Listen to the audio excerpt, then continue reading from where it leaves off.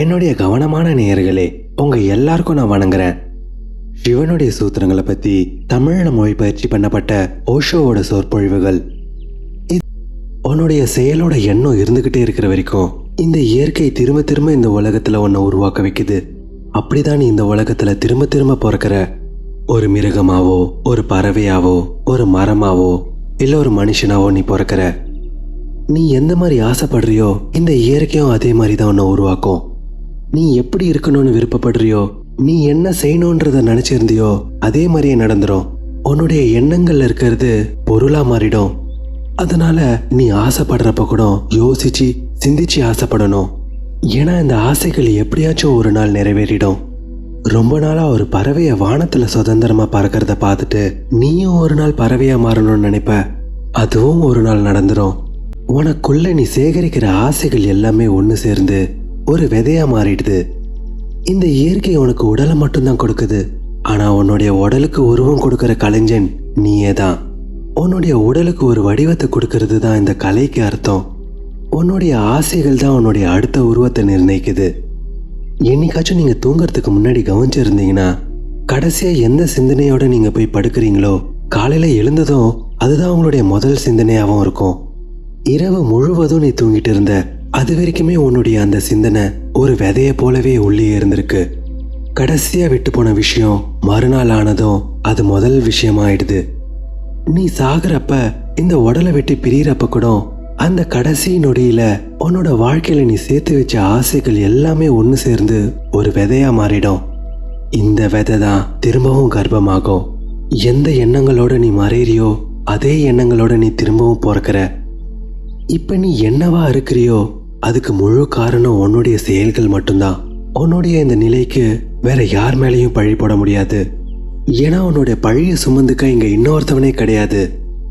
உன்னுடைய வாழ்க்கையில நீ அனுபவிக்கிறது எல்லாமே உன்னுடைய கர்மத்தினால நிர்ணயிக்கப்பட்ட பலன்கள். நீ எப்படி வேணா இருக்கலாம். ஆணா இருக்கலாம், பெண்ணா இருக்கலாம், அழகா இருக்கலாம், அழுக்கா இருக்கலாம், சந்தோஷமா இருக்கலாம், துக்கமா இருக்கலாம். நீ எப்படி வேணா இரு. எல்லாமே உன்னுடைய செயல்களோட பலன்தான். உன்னுடைய வாழ்க்கையோட ஒரே கலைஞன் அது நீ மட்டும்தான். உன்னுடைய விதியை என்னைக்குமே காரணம் காட்டாத. கடவுள் தான் என்னை இப்படி படைச்சாருன்னு என்னைக்குமே சொல்லாத. அது உன்னை நீயே ஏமாத்திக்கிற மாதிரி. அப்படி சொல்லி உன்னுடைய பொறுப்பை நீ இன்னொருத்தவன் மேல சுமத்த பாக்குற. உன்னுடைய பொறுப்புல இருந்து நீ தப்பிக்கிறதுக்காக நீ கடவுள் மேல பழிய சுமக்கிற. இந்த சிறைச்சாலையில அடைஞ்சிட்டு இருக்கிறதுக்கு காரணமும் நீதான். எப்போ ஒருத்தவன் அவனுடைய வாழ்க்கையில நடக்கிற எல்லா விஷயங்களுக்கும் அவனே தான் காரணம்னு எப்போ உணர்றானோ அப்பவே அவனுடைய வாழ்க்கையில ஒரு புரட்சி ஆரம்பிச்சிடுச்சு. சிவன் என்ன சொல்றாரு? யோனி வர்க்க கலா சரீரம். ஒருவேளை நீ சொர்க்கத்துக்கு ஆசைப்பட்டு இருந்தீனா நீ தேவதையா கூட ஆகலாம். அதனால நீ மறுபடியும் பிறக்காம இருக்கிறது இல்ல. உன்னுடைய ஒரு ஆசைகளும் உன்னுடைய அடுத்த உடலை நிர்ணயிக்கிறதுக்கு காரணமா இருக்கு. ஆசைகளே இல்லாத நிலையை அடையிற வரைக்கும், ஆசைப்படுறதையே முழுசா விட்டு கொடுக்குற வரைக்கும் உன்னுடைய அடுத்த பிறப்புல ஒரு தடவையும் வெவ்வேறு மாதிரியான உடல்ல நீ கர்ப்பமாவ. இந்த உடலோட உருவம் என்னதான் வெவ்வேறு மாதிரி மாறினாலும் அடிப்படையான இயல்பு மாறுறதில்ல. வலிகளுக்கான அர்த்தங்களும் மாறுறதில்ல. கஷ்டப்படுறப்ப எல்லா உடலும் ஒரே மாதிரி தான் துன்படும். அது குருவியா இருக்கட்டும், மிருகமா இருக்கட்டும், இல்ல இந்த மனுஷனா கூட இருக்கட்டும், வேதனைகளுக்கு வித்தியாசங்களே இல்லை. அடிப்படையில துக்கம்ன்றது ஒரே விஷயம்தான். ஒரு உடலுக்குள்ள ஒரு ஆத்மா அடங்கி போயிருக்கிறது. உடம்புன்ற சிறைச்சாலைக்குள்ள மாட்டிக்கிட்டு இருக்கிறது. இந்த சிறையில மாட்டின பிறகு அதோட வடிவம் எப்படி இருந்தா என்ன? சிவனுடைய அடுத்த சூத்திரம் உத்யமோ பைரவா. நீ மாட்டிக்கிட்டு இருக்கிற இந்த சிறைச்சாலையிலேருந்து வெளிவரத்துக்காக ஆன்மீகமா எந்த அளவுக்கு உன்னோட தைரியத்தை எழுப்புறதுக்கான முயற்சி பண்றியோ அந்த உறுதியான தைரியம் தான் உத்யமோ. என்னைக்கு நீ ஒரு ஆன்மீகமான வாழ்க்கை முறைக்கு மாறுறதுக்கான ஒரு முயற்சியை தொடங்குறியோ அன்னைக்கு நீ இந்த இறுதியான உண்மையை புரிஞ்சுப்ப. அந்த பெரும் ஆத்மாவோட நீ இணைஞ்சிருவ. அப்புறம் உன்னுடைய முயற்சியிலேருந்து கிடைக்கிற உன்னுடைய முதல் வெளிச்சத்துல இருந்து அந்த சூரியனை நோக்கி பயணம் செய்ய ஆரம்பிப்ப.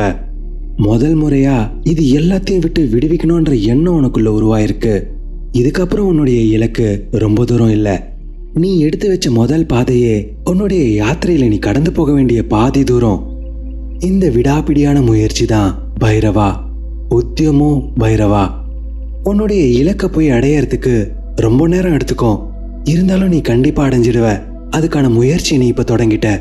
அதுக்கான விதையை நீ உனக்குள்ள விதைச்சிட்ட. இந்த ஞானத்தோட சிறையிலேருந்து வெளியேறணுன்ற முயற்சி, இந்த உடலோட கட்டமைப்புல இருந்து வெளியேறணுன்ற முயற்சி, எல்லா ஆசைகளிலிருந்தும் நீங்கிட்டே இருக்கணும்ன்ற முயற்சி, இந்த சமுதாயத்துல உன்னுடைய பந்தங்கள் இன்னமும் வளராம இருக்க, எந்த உறவும் ஏற்படுத்தாம இருக்கிறதுக்கான முயற்சி, ஜென்ம ஜென்மத்துக்கும் மறுபிறவி எடுக்காம இருக்கிறதுக்கான முயற்சி.